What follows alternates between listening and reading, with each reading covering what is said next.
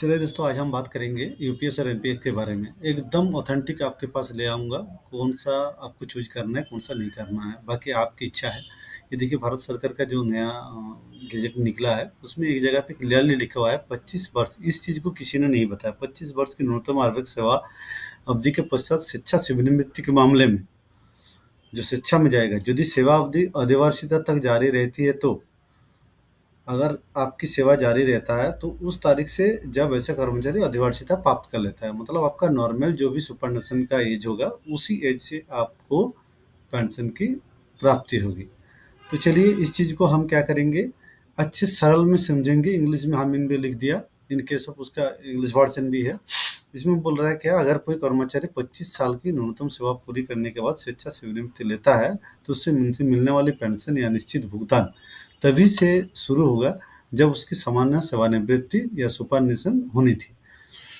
यानी अगर वो नौकरी में बना रहता तो जिस दिन उसकी उम्र पूरी होकर वो रिटायर होता उसी दिन से शुरू होगी। ये क्लियर है। नेक्स्ट क्या बोल रहा है, मान लीजिए किसी कर्मचारी के 25 साल सेवा पूरी कर ली और उसका 55 साल की उम्र में रिटायरमेंट ले ली है। अगर उसकी सामान्य सेवानिवृत्ति की उम्र 60 साल है तो उसकी पेंशन 60 साल की उम्र से ही शुरू होगा, ना कि 55 साल से। तो मान लीजिए किसी ने 18 साल में भर्ती हो गया। 18 साल की भर्ती होने के बाद उन्होंने 25 साल सेवा पूर्ण कर ली, तो वो कब रिटायरमेंट होगा, इन द एज ऑफ 43 या 44। तो अब 43 ईयर या 44 ईयर में अगर वो वॉलंटियर रिटायरमेंट ले भी लेगा लेकिन उसको पेंशन नहीं मिलेगा। पेंशन कब मिलेगा, जब उसका उम्र 60 साल होगा। तो ये इस लिहाज से सबसे बेकार है जो वॉलंटियर रिटायरमेंट जाना चाहते हैं। तो क्योंकि आप फंस गए, आपको 60 साल तक नौकरी करना है, क्योंकि वो 17 साल आप सर्वाइव कैसे करेंगे अगर विदाउट पेंशन। आपको ना लमसम कुछ अमाउंट मिलेगा, ना कोई पेंशन मिलेगा, तो आप सर्वाइव कर ही नहीं सकते। तो दैट मीन्स आपको 60 साल तक या तो नौकरी करना पड़ेगा या तो आपको एनपीएस चूज करना पड़ेगा। यही इसका ये है। अब अगर 60 साल तक नौकरी करना होगा तो वहाँ पे कौन सा फायदेमंद होगा, कौन सा घटा होगा, तो आज की डेट के हिसाब से हमने इसमें पेंशन कैलकुलेटर में कैलकुलेट कर लेते हैं। तो चलिए, मान लीजिए मैं एक जन गवर्नमेंट सॉफ्टवेयर हूँ और मैं सेंट्रल गवर्नमेंट एम्प्लॉय हूँ। मेरा 11/84 का डेट ऑफ बर्थ है, 41 ईयर, और मेरा कॉर्पस अभी जो हुआ है वो 29 लाख के आसपास। तो मैं I would like to contribute 7,000 per month मेरा कंट्रीब्यूट होता है 10% के हिसाब से, और 14% गवर्नमेंट देता है। तो इस हिसाब से उसके बाद रिटायरमेंट एज होगा मेरा 60 साल।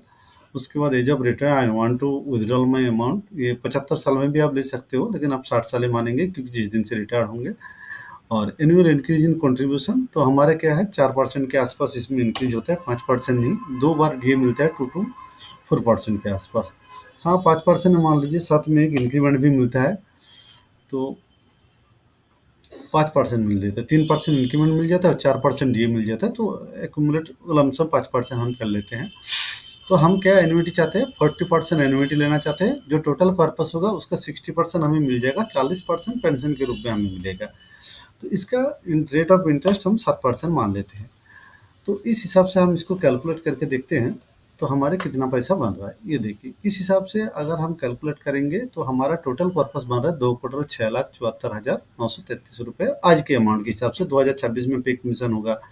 मेरा जो 42,000 का बेसिक पे है वो हो सकता है उस टाइम 80,000 पहुँच जाए या 90,000 पहुँच जाए, वो अभी नहीं कर रहा है। आज की डेट के हिसाब से हम कैलकुलेट करके आपको दिखा रहा है। तो उसमें जो टोटल मुझे यहाँ पे देखिए, टोटल पर्पस में से मुझे 1,24,00,000 रुपया मुझे इंस्टेंट मिल जाएगा। 60% जो भी है मेरा बैंक अकाउंट में क्रेडिट हो जाएगा। अभी जो मेरा एन्युइटी वैल्यू बचेगा वो है 82। एन्युइटी वैल्यू मतलब जो बाकी बचा हुआ 40% है, उस परसेंट को क्या करेगा, कहीं पे इन्वेस्ट करना पड़ता है। वो कैसे इन्वेस्ट होता है वो भी मैं दिखाऊंगा आप लोगों को। एनपीएस का जो फॉर्म है उसमें वो भी डाउनलोड करके रखा हूँ, कहाँ कहाँ टिक करना है ये दिखा दूंगा मैं आपको।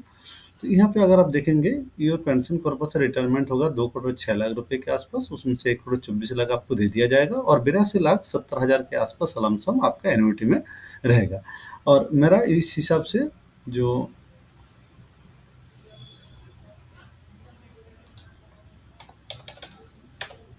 हम 50,000 पेंशन की उम्मीद कर रहे हैं, तो उस हिसाब से हम कैलकुलेट करके देखते हैं। शीट में नहीं आ रहा है कितना बनेगा इसका, मान लीजिए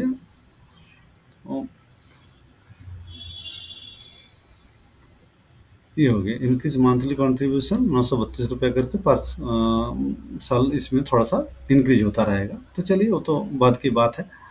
ये सारी चीज़ आपने देख लिया। तकरीबन पेंशन आप मान लीजिए इसका 5% भी होगा तो 41,000 के आसपास आपको पेंशन मिल जाएगा, 5%। और 7% के हिसाब से अगर होगा तो आपको 52 या 53,000 के आसपास मिलेगा। 1,24,00,000 हाथ में मिलेगा, साथ में ये एन्युइटी आपके पास जमा रहेगा, साथ में आपको 52,000 रुपये के आसपास पेंशन मिलेगा। अब हम चलते हैं यूपीएस पेंशन में क्या हो सकता है। मान लीजिए आज हमारा 42,000 है, मेरा 19 साल सर्विस अभी बचा हुआ है, 53% अभी डी रेशियो चला है। अभी मैं कैलकुलेट करूँ तो एम्प्लॉय का जो पेंशन बन रहा है वो है 24,418। इसमें और एक बुराई मैं बता देता हूँ, फैमिली पेंशन जो बन रहा है इसमें देखिए 14,000 हाफ हो जाता है फैमिली पेंशन। उसके बाद लमसम बेनिफिट आपको मिलेगा 2,44,100, मतलब जब आप रिटायरमेंट होंगे उस टाइम आपको इस हिसाब से चलता रहा था, 2,44,000 रुपये मिलेगा। उसमें कितना मिल रहा था, 1,42,00,000, इसमें मिलेगा 2,44,000। देख लीजिए इसमें क्या है, ये पेंशन आपका फिक्स है, ये आपको मिलना ही मिलना है। हाँ, वो मार्केट लिंक है, सभी बोलता है, उसके अंदर कोई ये नहीं है। लेकिन मुझे जो लगता है कि मिनिमम अगर हमने 9% की रिटर्न पकड़ा है, तो अगर 8% भी होगा, थोड़ा सा कम होगा, 1,42,00,000 की जगह पे 1 करोड़ मिल जाएगा। तो बात छोड़ देते हैं फिर। तो ईपीएस का ये दूसरा पॉइंट ऑफ व्यू है। तो पहला हो गया आपको 60 साल के ईपीएस में, और दूसरा हो गया इसमें आपको इतने ही पेंशन बन रहा है, जबकि एनपीएस में हमें आज की डेट के अनुसार 52,000 रुपये पेंशन बन रहा है। अब चलते हैं एनपीएस के अंदर चूज कहाँ करना है। एनपीएस का अगर एनपीएस विड्रॉल, ये देखिए निकासी form, exit form, pension due to superannuation and incapacitation है।